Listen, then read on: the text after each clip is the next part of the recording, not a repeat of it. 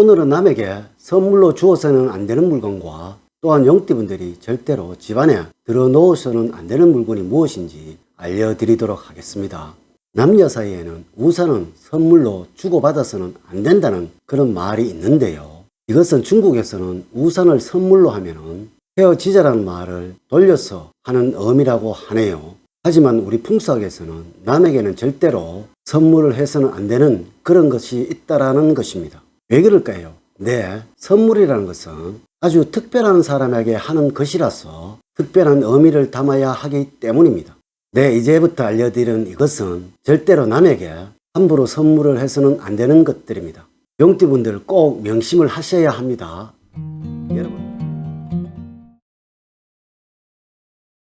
여러분 안녕하세요. 소강 바구로입니다. 선물은 복을 담아서 줄 수 있는 것이어야 합니다. 이러하니 함부로 주어서는 안 되겠죠.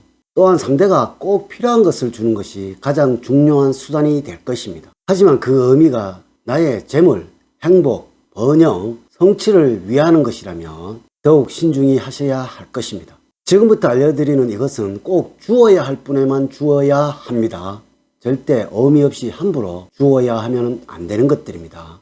네, 우리 조상님들은 지금부터 알려드리는 것들을 무엇보다도 귀하게 여기셨고 절대로 남에게 주어서는 안 되는 것이라고 하셨으면서 물론 남에게 얻어와서도 안 된다는 것입니다. 이는 집안에 흉사를 가져오는 것들이라는 것입니다.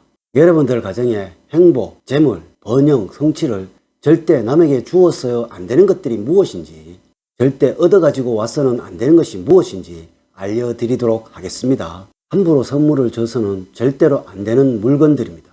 첫 번째로 여러분들이 소중히 여기는 지갑입니다. 네, 이는 용띠분들의 재물 운을 상징하는 것입니다. 과거에 우리 조상님들은 이 지갑을 종이로 만들었거나 비단으로 만들어 사용을 하였으며 반드시 그 지갑 안에는 자신의 문양이나 자신의 글을 새겨가지고 가장 소중히 품 안에 담고 다녔습니다. 풍수학이라는 것은 무엇이걸 자극하는 학문이라고 말씀을 드렸지요. 네, 이것은 남에게 재물 운을 주는 행위입니다. 자신이 사용하던 허운 지갑은 절대로 남에게 주어서는 안 되는 것이고요. 아무리 새 지갑을 선물하는 경우라 하더라도 이 사람이 나와 장례를 같이 할 사람이거나 또는 같은 경제권 아래 있는 가족이나 부부가 아니라면 이것을 선물하는 것은 남에게 신뢰일 수가 있고요. 남을 무시할 수 있는 행위라고 할 수가 있습니다. 네, 맞습니다. 이 의미는 내가 부자이니까 내 재물을 너에게 나누어 줄게 라는 그런 의미일 수가 있다라는 거예요. 이러한 의미는 가족 간에는 행복과 사랑일 수가 있겠지만은 남에게는 큰 신뢰가 될 수 있는 행위가 될 것입니다. 또한 분명 용띠분들의 재물 운을 이를 통하여 나누어진다라는 것입니다. 이것은 꼭 명심하셔야 할 부분입니다. 세계 어느 나라에서도 이 지갑을 가족이 아닌 다른 사람에게 선물하는 경우는 없다라는 것을 알아야 합니다. 두 번째는 집안에서 잘 크고 있는 식물입니다. 네, 크고 있는 식물들은 나의 가정의 식구라는 개념이 있습니다. 왜 그럴까요? 살아있는 생명체라서 그러합니다. 이래서 우리의 조상님들은 집에서 키우고 있는 수목들을 우리의 식구라고 하였습니다. 마치 요즘에 반려동물로 함께 생활하고 있는 강아지와 고양이를 연상하시면 될 듯 하네요. 이 반려동물들은 용띠분들은 당연히 식구라고 생각을 하시고 계시지요. 이 식물 역시 그러합니다. 여러분들의 정성과 손때가 묻은 것이라면 이미 여러분들과 동화가 되어 있는 것들입니다. 이렇게 자식과 식구로 여기고 있는 수목이라면 용띠 여러분들의 가정에 화목을 가져올 것입니다. 선물로 줌으로 인하여 여러분들 가정에 화목을 깨어지게 할 수도 있다라는 것입니다.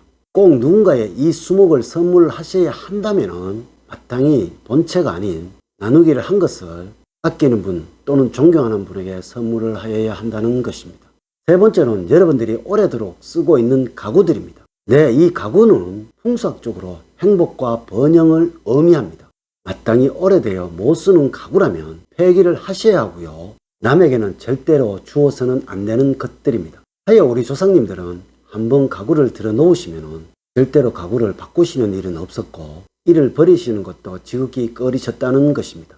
왜냐고요? 이 물건이 아내의 것이었다면 아내가 집을 나간다는 의미가 되고요. 이 물건이 남편의 것이었다면 남편이 새로운 가정이 생긴다는 그런 의미가 생겨나기 때문에 그러합니다. 또한 이 물건이 자식의 것이라면 자식의 안위에 문제가 생긴다고 하셨던 것입니다. 물론 이러하니 절대로 남에게 주는 일은 없어야 합니다. 수명이 다하여 바꾸어야 할 사항이라면 마땅히 폐기하는 것이 최고입니다. 이제부터는 절대 받으면 안 되는 물건들입니다. 첫 번째로 남이 쓰던 가재와 도구들입니다. 특히 이것이 날카로운 물건이나 사연이 담긴 그림이나 액자라면 정말로 큰일이 날 일입니다. 이 날카로운 물건은 집안에 화를 불러올 것이고요. 사연이 담긴 그림이나 액자는 집안에 분란을 일으킨다는 것을 꼭 명심을 하셨으면 합니다. 물론 이것이 마음에 꼭 들어서 가지고 싶다라면 반드시 돈을 주고 사오시면 됩니다. 세상에 어떠한 흉한 물건이라도 그 물건을 돈을 주고 사오는 순간부터는 이 물건이 흉한 물건이 아니라 우리 집안에 들어올 때는 기람을 위해서 우리 집안에 들어놓는 물건이 되는 것입니다. 두 번째로 돌아가신 분들의 옷이나 도구입니다. 돌아가신 분들의 물건은 맑은 날 불을 태워서 하늘로 날려보내는 것이 원칙입니다. 나의 아버님, 나의 어머님 물건도 이러할 것인데 이 물건이 남의 것이라면 이것이 어떠한 것이든 또한 돈을 주고 샀다고 하더라도 이건 흉한 물건이 되는 것입니다. 세상의 모든 것에는 생애의 영역이 있고 사회의 영역이 따로 있다는 것입니다. 이렇게 생애의 영역의 물건은 어떠한 의미를 부여하여서 전환이 가능하지만은 이 사회 영역의 물건은 무조건 폐기를 하여야 한다는 것입니다. 물론 이 물건이 부모님의 물건이라면 유품이라면 하나 정도는 사회 기운이 그리 강하지 않기 때문에 보관을 하시는 것도 상관이 없다는 것을 아셨으면 합니다.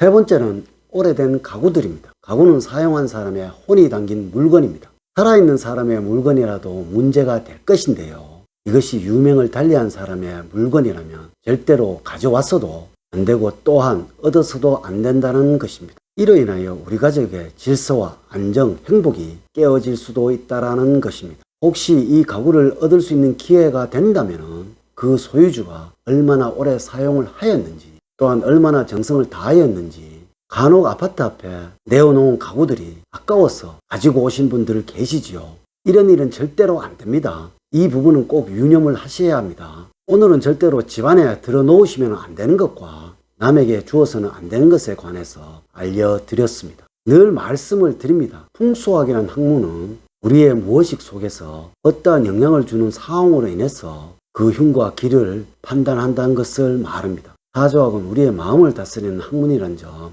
꼭 명심을 하시고요. 이제 이야기를 마칠까 합니다. 늘 사랑과 행복이 넘치는 삶 만들어가세요. 오늘 긴 시간 시청해 주셔서 감사드립니다. 감사합니다.